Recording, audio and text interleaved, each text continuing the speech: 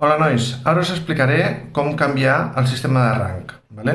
Moltes vegades surt un missatge que posa no bootable device. Què és el que hem de fer? Hem de canviar el sistema de rang i on posa UEFI hem de posar legacy o, si a vegades posa legacy, hem de posar el UEFI. Aleshores, com ho farem? Primer de tot, engegarem l'ordinador i anirem a apretar F2 de manera ràpida. Vale? Quan està aquí Acer, molt bé, ja estic dintre de la BIOS. Fixeu-vos que aquí posa informació, d'acord? Amb la fletxa passem a la pantalla següent. Aquí tenim l'hora i el dia, d'acord? Fixeu-vos que el que és la data posa sistema anglès, que posa el mes, el dia i després l'any. Passem al següent, i aquest que posa boot, d'acord? Veieu que aquí posa legacy?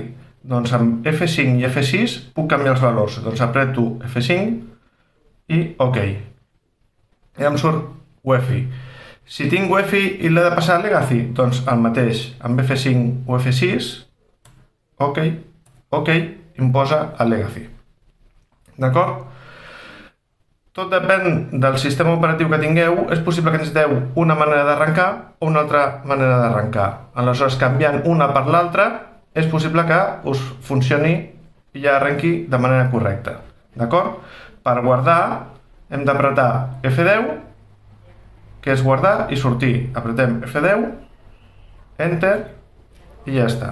Guardarà i sortirà. D'acord? Molt bé, moltes gràcies nois i noies. Ja torna a arrencar correctament.